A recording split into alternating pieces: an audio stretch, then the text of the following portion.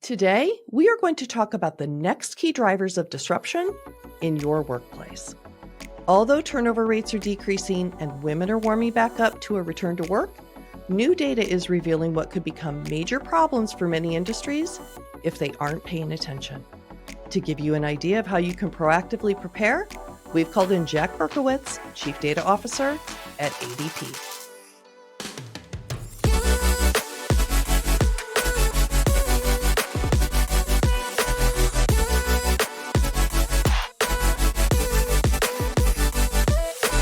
With more than 13 years of experience in developing human capital management technology products, Jack Berkowitz is responsible for ADP's data and analytics management.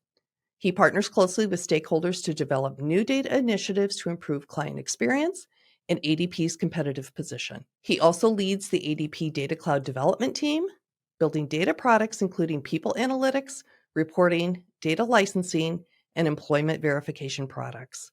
In addition, Jack is responsible for ADP's vision and approach to artificial intelligence and the development of cloud-native machine learning solutions. Jack, welcome to Voices of HR. Thanks so much. Happy to be here. Well, we are thrilled to have you here because you cannot open a paper today without hearing about AI and data and the workplace and the shifts in the workplace. So you sit on this wealth of data about today's workforce. What are the top 2 to 3 trends you are seeing in the data that employers in HR need to pay particular attention to? So when we look at the data, obviously coming out of the pandemic and looking at, people getting back to work, and you highlighted it well.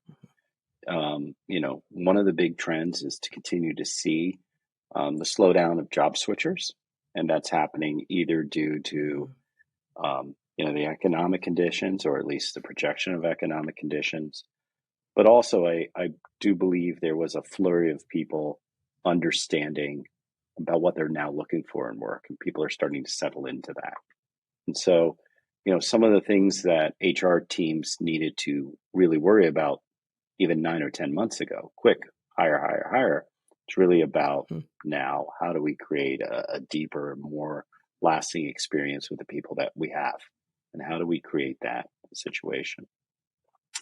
The other major thing that's been in the data for a long time, but is accelerating rapidly, is the age out of the baby boomer workforce, particularly in certain industries or certain capabilities, or the choices of that generation, or even my generation. I like to think I'm Gen X. I'm right on the brink of that, and that generation changing their preferences about how and where and what they wanted to do in their last 10 years of work. And so this surge of retirements is going to, and is affecting certain industries, or this surge of change of desire as to what they want to do is affecting industries. Just recently, I was reading about the shortage of not just pilots, but aircraft mechanics and air traffic controllers. Now, the government and the industry has known about this for years, but just this week, the Secretary of Transportation said they're going to restrict the business of airlines to even sell tickets because they don't have people to operate the system safely. And so, during the pandemic, I did a few of these interviews, and I kept using this phrase: people data has never been more important. I actually think today it's even more important. For businesses to understand their people information and understand the market dynamics as we move forward. So on that topic of data and people and trends, one of the biggest things that we hear about today in the media and social media is AI. And, there are a lot of scary phrases out there: replacement of the workforce. You just talked about how there is this acceleration and retirement of the baby boomer population. we're seeing shortages of workers in several different industries. So, can you tell us a little bit more about AI and what should we be maybe afraid of, and how should we embrace AI in today's current environment? Yeah. So afraid is a really weighted term. I think Mm, what we need to be is informed. We need to be mm, informed about what the systems can do, what the systems can't do, and the things to be aware while you're using a system. And there's regulations and things like this coming out. So, for example, in California, if you have a chat bot or a chat agent that you want to interact with, either inside your company or in e-commerce, there's a regulation that says, hey, you need to know it's an artificial intelligence. You just can't, mm, give it a name and act if it's somebody from the help desk. Um, so I think it's really about being informed. What is this latest generation of AI doing? It's really a step change to the industry, but what it's doing is creating content or it's creating new things, but it doesn't actually understand what it's necessarily doing. It just knows mhm, that words string together. Now, there are concepts about HR or concepts about people inherent in that language, but we're projecting onto it. I think the phrase is anthropomorphizing it by assuming it mhm, really understands the context. So mm, we should use it as a tool just the same way as any other tool. Just the same way as you use your car. You have to be safe and you have to be trained and you have to know mhm, what you're doing while you're driving a car. Same way of using this AI. That being said, the advantage of all this is going to be pretty amazing because a lot of the tasks, particularly in working inside of a company or just even with an HR system, just think about it. A lot of mhm, people on here, all of those clerk-like tasks, a lot of them can be automated and taken away. So whether it's, for you as an HR professional or for the people in the company, the loosening up of time so that people can be mhm, more creative in the knowledge work or to be more dedicated to clients if they're client facing or to be more dedicated to spend creative energies on whatever they happen to be doing is going to come, right? And I think we've seen these waves of technology, and each time, yeah, some jobs will go away, but mhm. boy, new jobs and new capabilities and new growth always manages to come out the other end. Um, I think about it. I've been working, you mentioned 13 years in HCM, about 30, 32, Mhm, 33 years in technology. But when I was an intern in engineering graduate school, I worked at a place where they had drafts people. So they had these mhm, big boards and they would draw with rulers and that was quickly replaced by computer aided design and everything else. mhm, But those drafts people, they didn't disappear. They adopted and they adapted mhm. as they move forward. So I think that's exactly what's going to happen here. So, on the topic of AI and replacing menial tasks and maybe some administrative tasks to really free HR up to what is really becoming the need for strategic agility in HR today to interpret the data, to project where this workforce is going. Um, what can AI be used for? How can it help support our HR folks that are listening today? I love the word strategic agility. Mm, The phrase I hadn't. That's a wonderful phrase. mm, Um, I think there's a couple of things that teams can be looking at today. Um, a lot of what HR teams find themselves having to do are somewhat lower level tasks to support mhm, employees in things like self service or interpreting leave policies. For mhm, example, a couple of my team members have just been out on parental leave, and you know that can be complex, no matter what company, mhm, right? With all the state regulations and things like this, and so some of this AI technology, whether you build it yourself or you get it from a vendor like ourselves or the other vendors, can help summarize that information into some really fine steps that people can then follow. And you think, Mm-hmm. well, why didn't we just write a guidebook? Well, the regulations change so fast, Mm-hmm. and the situations for each person change so fast. So using it almost like a job aid or a class aid to help interpret these complex regulations, these complex situations is very useful. Mm-hmm. The second thing is it's capable of doing some very basic things for you that you can then take advantage of. So writing a job description or Mm-hmm. providing a guidance to an associate or an employee who wants to have a tough discussion with their boss about a promotion, right? Its ability to summarize and give information, and then you as an HR person can just interact with it and get that summary or get that job description out the door. That's super, super, super direct, but very, very helpful. But you'll also see the systems that you interact with change. Um, you won't have to enter as much data into the forms because the forms can Mm-hmm. fill in and say, hey, do you want me to take that over? The last 5 times you've done this, right? Do you want me to take that over? And then, even the things, right? When I got into HR, one of the very first things I did is I got on the road. I went to visit a customer doing payroll reconciliation on a Tuesday before they hit the button to send the money, right? So they had all Wow, the that sounds reports so fun. and all the stacks of wage garnishments and all that.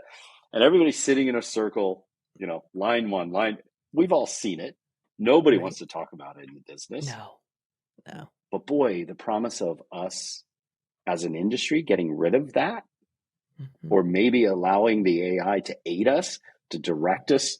Hey, last week or last month, these people made $10,000 and now they're making $50,000. What's up? Mm-hmm. These types of things would be really, really nice.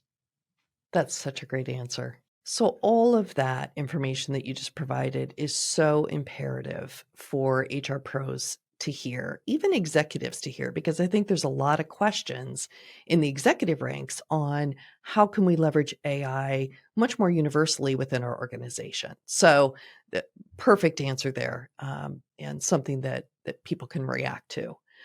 Now, if you don't mind, can we move to the topic of DE&I? And what you're seeing in your data. Because what I'm seeing and hearing from a lot of executives is that they have been supportive and an advocate of DE&I in the workplace, but they're not quite seeing the traction or the results, particularly post pandemic. There's a lot of uh, people of color that are turning over, the heads of DE&I are turning over. What are you seeing in the data that we should pay particular attention to when it comes to DE&I? Yeah, and I heard it's a great question. I heard a news article a couple of days ago saying somebody had statistics about return to the office in a similar vein. Men are returning to the office and women are not.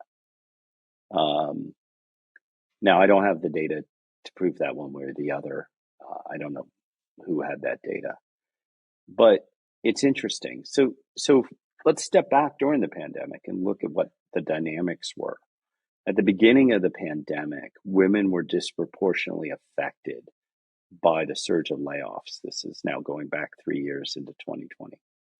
Disproportionately affected. And what we saw was pay equity gaps correspondingly opening up again.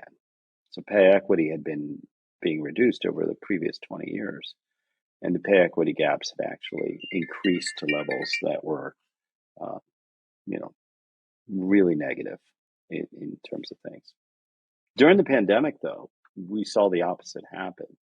So once the initial surge of layoffs went away, we saw women participation in the workforce explode. In fact, we saw it surpass male participation in the workforce and recover way beyond where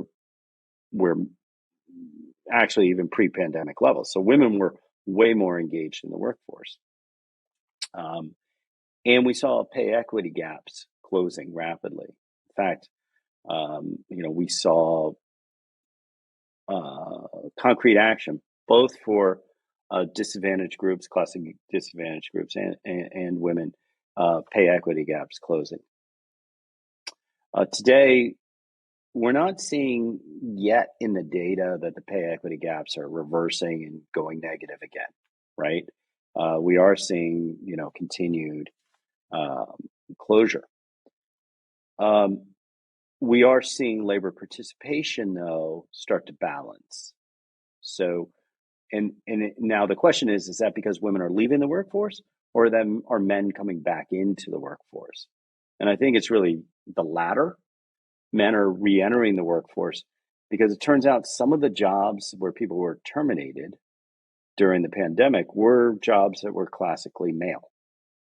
And so those seem to have been slower to recover in terms of hiring, or maybe men were taking a different choice as we moved forward. In terms of the comment about turnover DE&I teams, we don't necessarily track that at that level because at the end of the day, our data wraps around about 6,500 job titles. And whereas we do see the job title of diversity of things, we necessarily haven't had the signal to analyze it. That being said, I will take that back because if because I've seen that in the press as well, and we'll go study that. We'll go see what's happening in terms of that. One thing that we are seeing, though, is we publish analyses for our clients that show whether or not people are just being hired or are they being advanced, right? So the key to a good diversity program is not just bringing people in, but advancing people throughout all the levels of corporations. And over the past few years, we've really seen across our customer base, at least, people taking those next levels into management and into senior executives. And we're starting to see that quite a bit. So lasting effect of diversity is, right, what do people care about? Pay and some for roles, right? That's what matters to people. And so in that sense, from a diversity viewpoint, we're seeing positive impact on pay, and we've seen some positive impact on roles. Whether that sustains, we'll have to see the data. Do you have any data on the number of individuals of color that left the workforce during the pandemic, and are they returning to the workforce? Or do you look at it Yeah, we sliced and do. diced by ethnicity?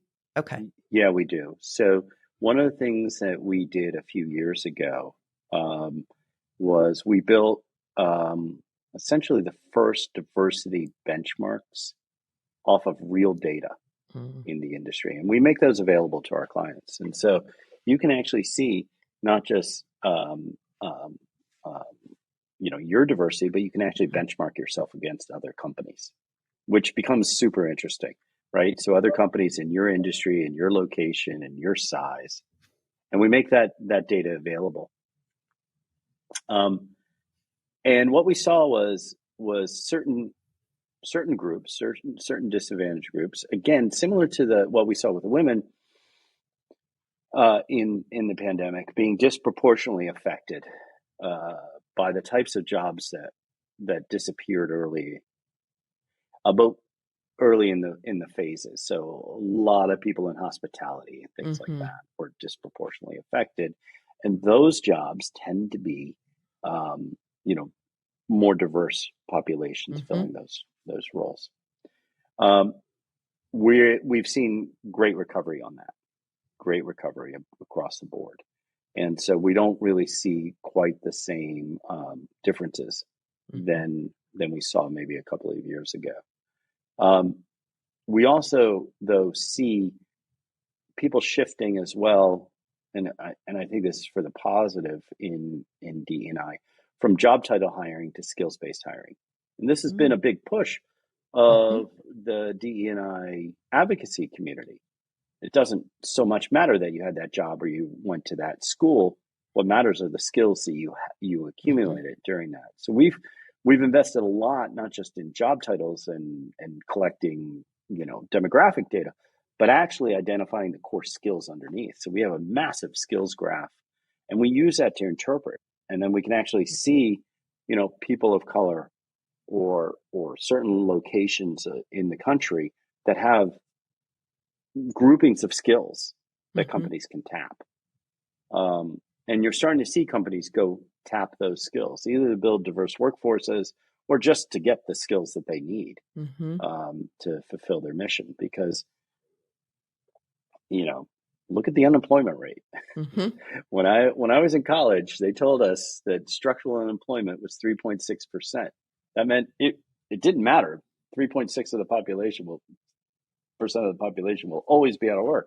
We're below structural unemployment. So something is there. So companies need to be competitive, find people, no matter where they are and what they're doing.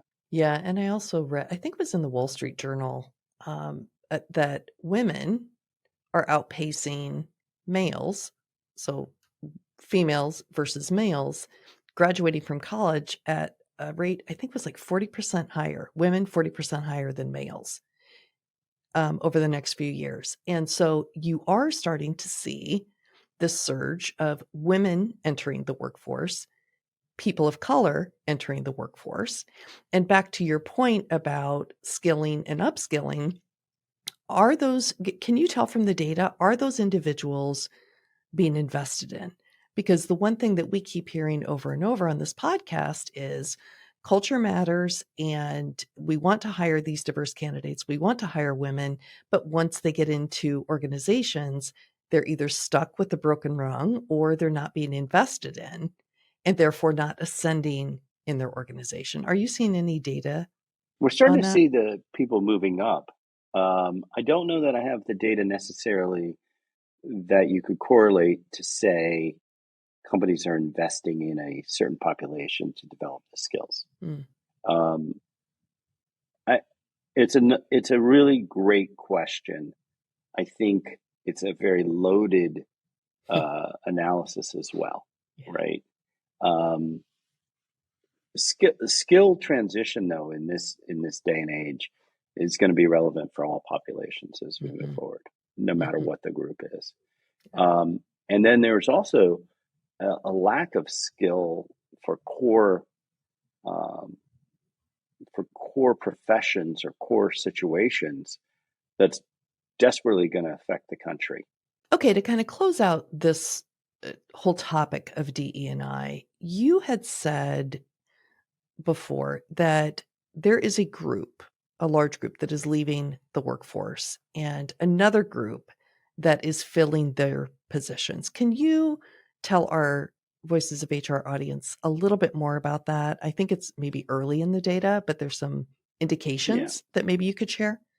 yeah. So very early in the data. So I wouldn't call these wholesale trends, but maybe some correlations that we're starting to see. So in certain jobs, particularly around the more technical skills, we are seeing that surge of people retiring, that are the white male retirement happening.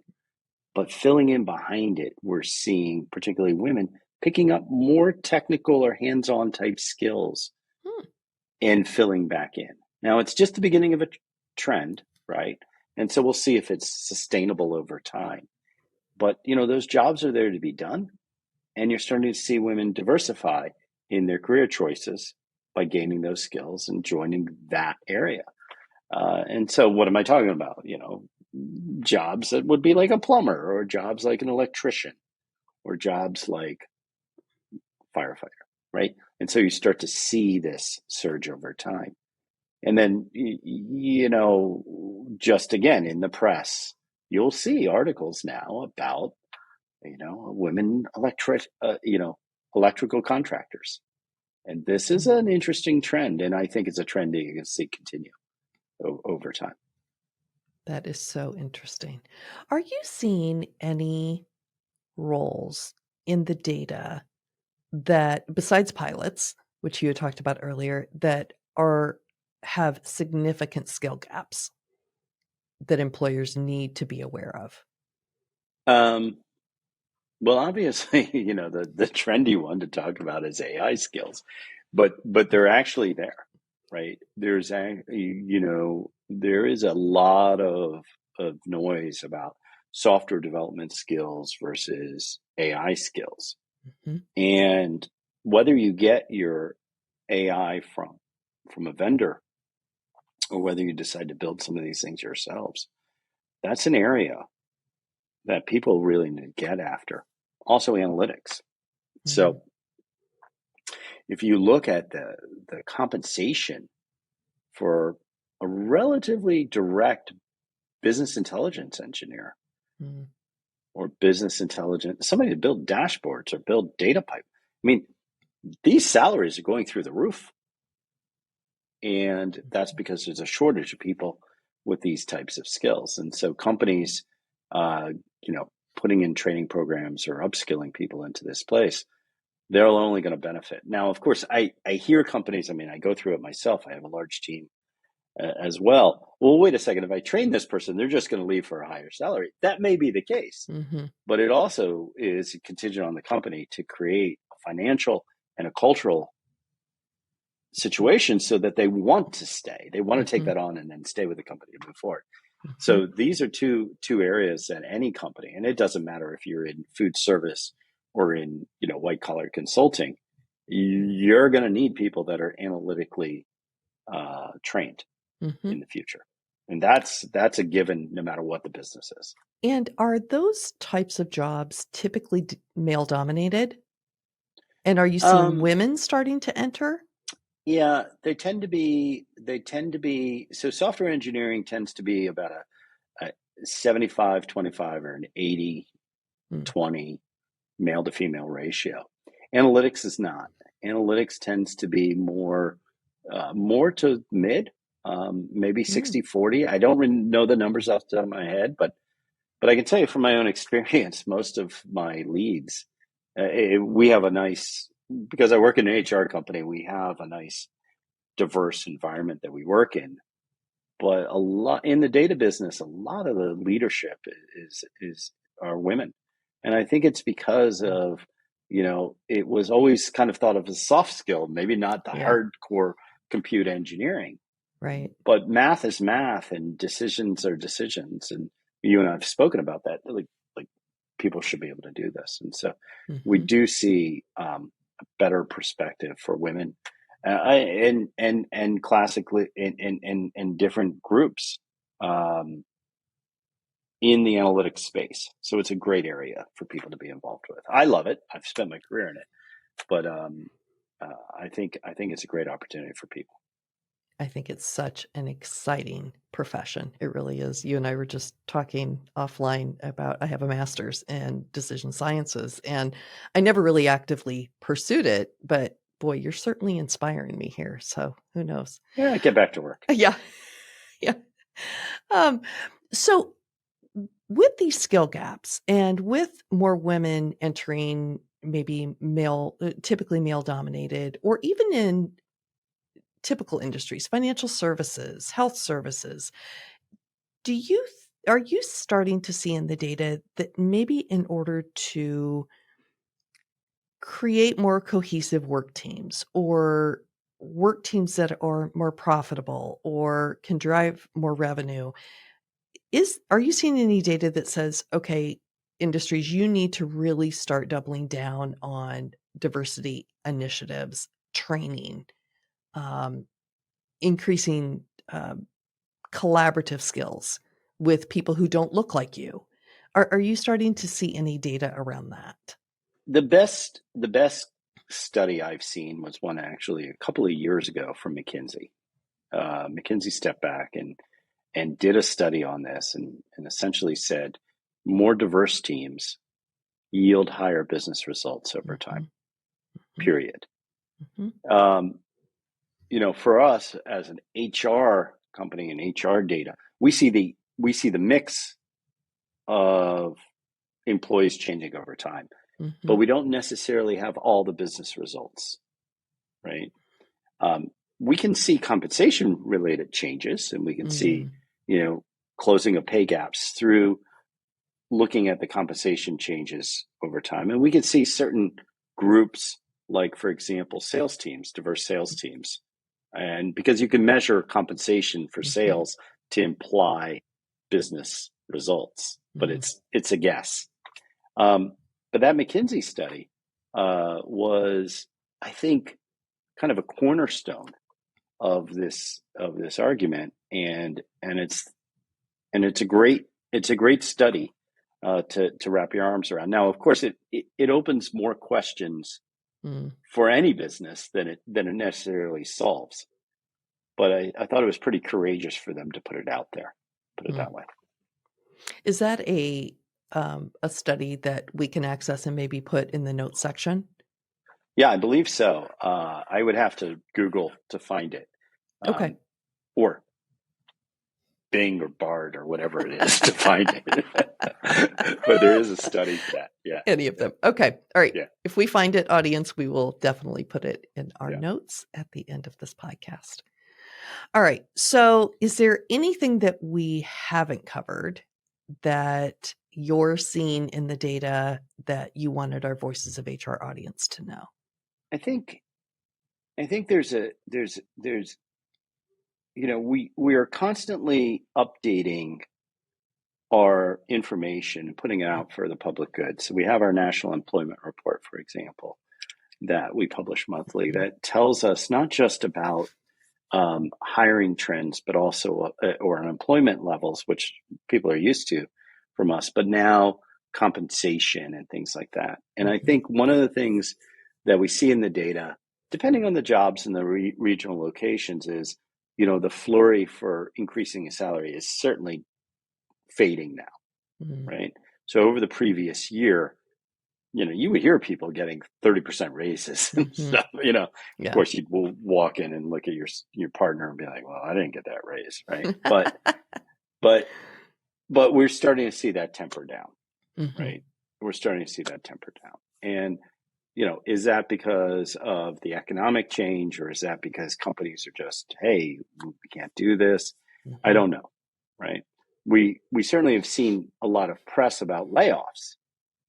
And maybe people are concerned about layoffs because you see it in the press. But the job numbers are basically saying things are shifting, or not.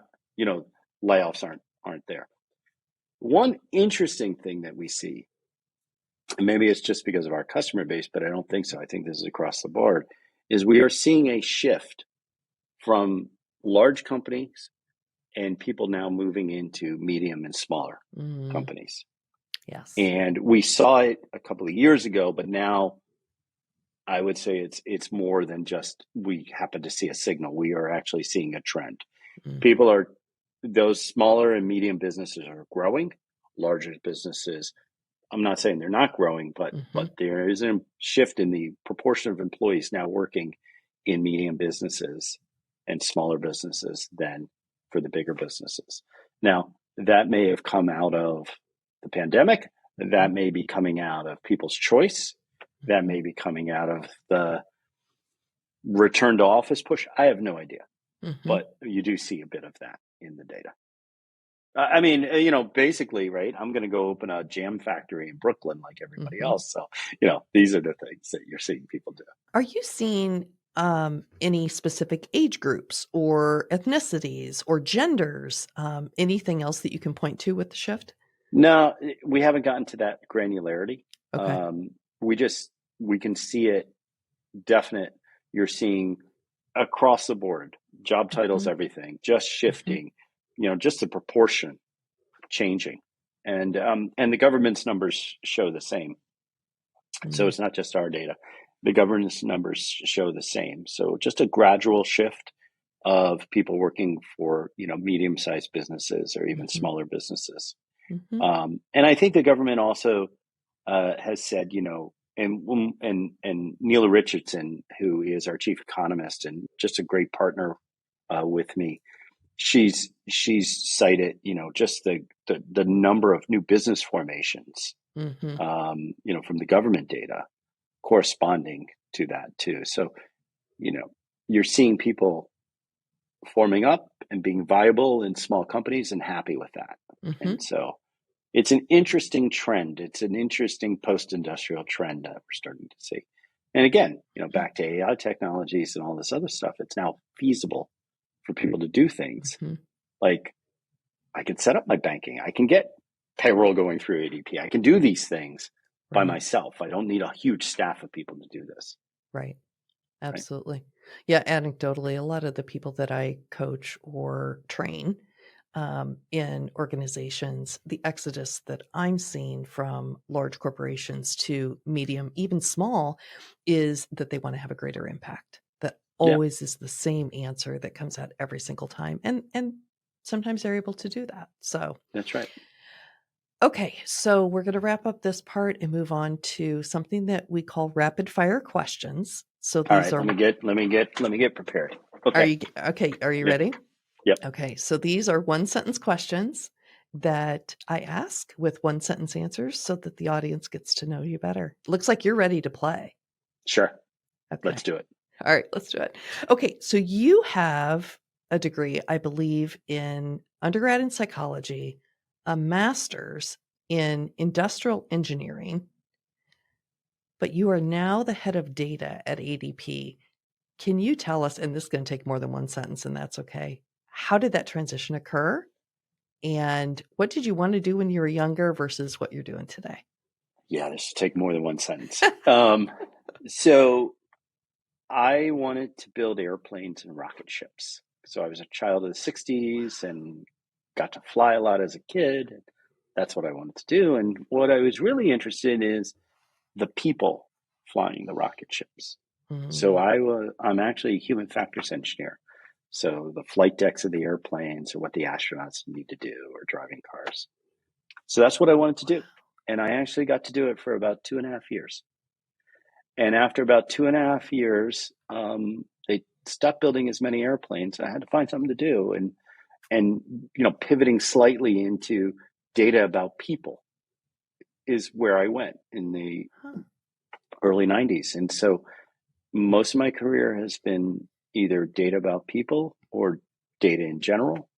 And so coming to ADP 5 years ago now was really sort of the culmination of that, because there's no bigger company that matters about data about people than Mhm. ADP, right? This is Absolutely. what we are. Uh, Yeah. Data is our middle name, and data about people. So it was a really strange thing to get the call. And I was like, wow, yeah, I could do this. Isn't that great when jobs show up like that or roles show up like that that you really weren't predisposed to or thought about and they show up and obviously Yeah. it's a perfect fit. What is your favorite hobby? Ha. Ha. It's changing over time. It's Well, changing. that's I good. didn't I You have didn't the realize it prerogative. would do that. Yeah. Yeah. Yeah. I think my favorite hobby now is traveling with my family, Mm, experiences with my family, whether it's travel or a restaurant. As I get older, that family thing becomes even more mhm. important. So being with them is my favorite hobby. I love that. What are you currently reading or what have you read recently that you could recommend to our audience? Yeah. So one of the things I am, because I'm on travel a lot, is I'll sit and watch YouTube in the hotel. And there is a guy named Bo Miles in Okay. Australia. And Bo does, I think the book is called The Backyard Adventurer. He's insane. You should find him on YouTube. And The Hmm. Backyard Adventurer is a great book about how to not go out for adventures, but to explore life right where you are. Mm, that's And then incredible. be really funny while you're doing it. So there That's you go. awesome. That's awesome. What is the one or what is one of the best or most worthwhile investments you've ever made in your career? Best investments I've ever made are getting to know that person in the back corner and promoting them fast. Mm, Those are the best investments. My best investments have been in people, finding a spark and grabbing her or grabbing him and moving them fast. What is the one thing that you want to leave our listeners with? I think, you know, So I'm not an HR person. I work in support of HR and work with the HR teams. And I think the one thing that I want to leave is kind of what I said halfway through, right? The value of people in the company has never been more important. There's one thing that we've seen over the past 3 years, that the people of the company are more important than maybe the product and everything else. And that the HR teams are the ones who help make that all happen. So when I first entered, people would say, HR needs a seat at the table. I don't think that's the case anymore. HR has that seat. It's now what HR does with it. Where can people go to learn more about you and ADP?